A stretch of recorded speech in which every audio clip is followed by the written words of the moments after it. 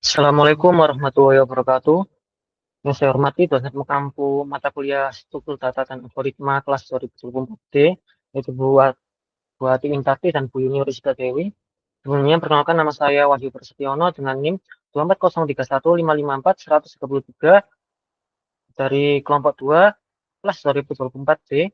Di sini dalam kesempatan ini saya akan mempresentasikan itu salah satu pengimplementasian algoritma tree, klasifikasi dan determinasi makhluk hidup terutama hewan menggunakan tree tersebut. Latar belakang dan masalah. Yang pertama, klasifikasi hewan secara alami bersifat hierarkis. Contohnya yaitu kingdom, kelas, ordo, dan spesies. Yang kedua, dataset zoo yang ada bersifat flat atau tabular, yaitu berbentuk tabel yang tidak mempresentasikan hubungan hierarki ini. Jadi, bagaimana cara mempresentasikan dan menelusuri data hierarkis ini secara efisien menggunakan struktur data yang tepat. Tujuan yang pertama yaitu membangun struktur data tree untuk data taksonomi. Yang kedua, dapat mengklasifikasikan hewan dengan tree tersebut. Yang ketiga, mengimplementasikan algoritma pencarian DFS untuk menemukan hewan. Yang keempat, membuat visualisasi yang informatif.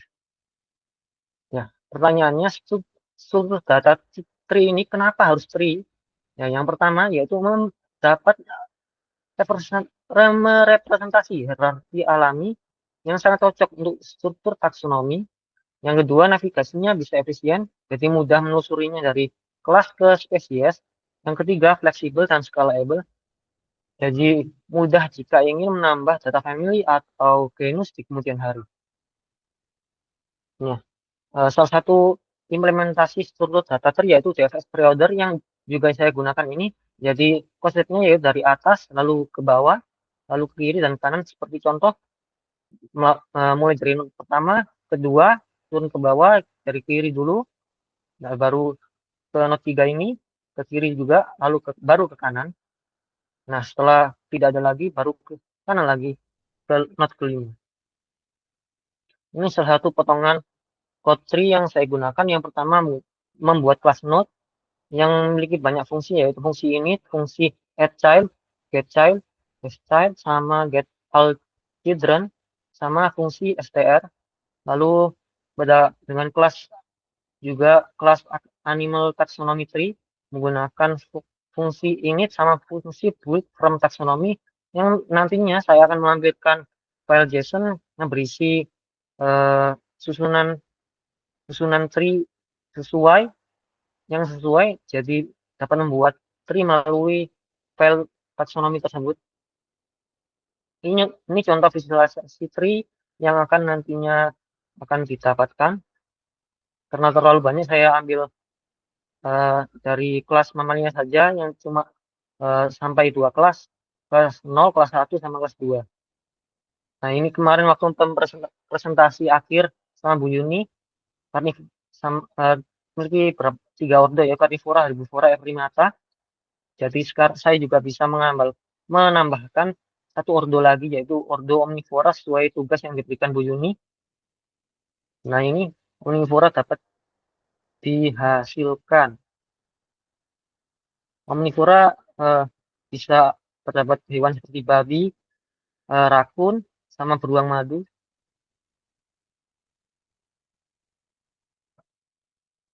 Nah, pencarian data seperti apa?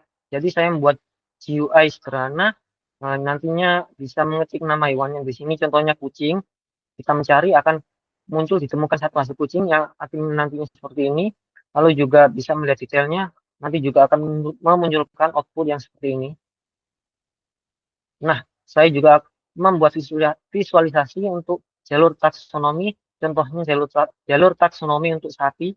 Jadi mulai dari hewan, turun ke bawah, ke kelas mamalia, turun ke bawah lagi ke ordo herbivora, lalu baru ke spesies sapi, yaitu Sapipus taurus. Nah, sebelumnya saya akan mendemonstrasikan.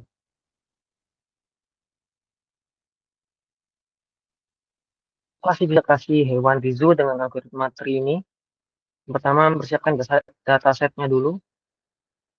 Nah, tentunya import eh, import pustaka atau library yang saya gunakan, pandas, napi, dan sebagainya.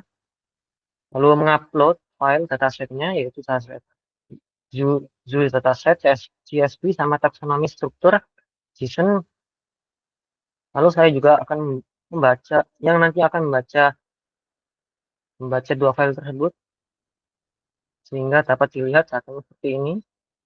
Nah, mulai dari sini kita akan mengimplementasikan algoritmanya menggunakan kelas node tadi yang terdiri banyak fungsi, sama kelas animal taxonomy tree yang memiliki banyak fungsi juga. Nah, di sini membangun tree taksonomi, artinya seperti ini uh, tree-nya, maksudnya kelas-kelas yang digunakan. Nah, ini mulai dari visualisasi tree taksonomi yang akan dibuat. Nah, karena terlalu banyak, jadi saya mengambil satu kelas saja, satu ordo, yaitu kelas mamalia. Nah, mamalia memiliki 4 ordo, yaitu carnivora, herbivora, omnivora yang baru saya tambahkan sesuai tugas dari Bu Juni pada saat presentasi UAS kemarin. Lalu 4 primata yang memiliki pada beberapa ordo ini memiliki hewan-hewan, yaitu contohnya kucing, anjing, sapi, hingga orangutan yang masuk ke beberapa ordo, keempat ordo ini. Nah, mulai dari ini fitur pencarian spesies. Nah, di sini kita bisa mencari contohnya sapi. Sapi, muncul sapi. Bisa juga kita ganti contohnya babi. Muncul babi. Nah, ini bisa memperlihatkan detailnya. Babi. Di sini juga saya membuat GUI sederhana, contohnya seperti ini. Masukkan nama hewan, sapi. Muncul sapi. Lalu detailnya juga keluar, sapi. Nah, saya juga membuat GUI menggunakan widgets.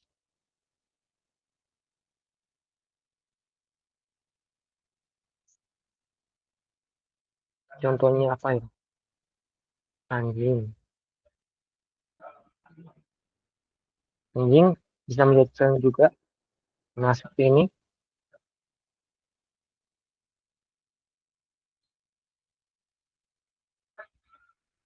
Anjing memiliki nama ilmiah, contohnya Canis lupus familiaris. Klasifikasi taksonominya kingdom hewan. Kelasnya Mammalia, ordonya Carnivora, dan memiliki karakteristik sebagai berikut. Nah, yang terakhir, saya memvisualisasikan path atau jalan dari root ke spesies. Nah, jadi contohnya ini bisa sapi, juga bisa lainnya, contohnya kucing.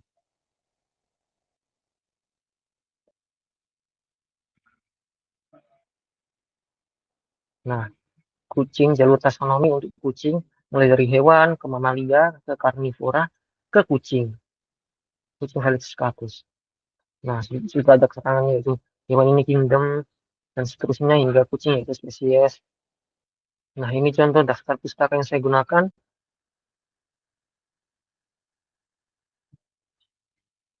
Jadi saya mengambil dari sini, lalu baru mengembangkan algoritma tree yang saya gunakan untuk presentasi seperti ini.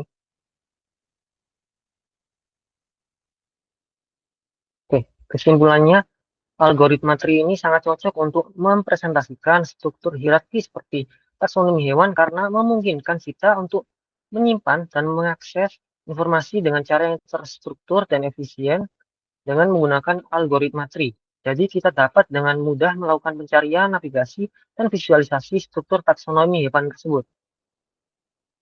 Nah, sekian dari saya. Mohon maaf kurang lebihnya. Semoga dari UAS ini, proyek ini dapat menambah ilmu yang bermanfaat. Terima kasih. Wassalamualaikum warahmatullahi wabarakatuh.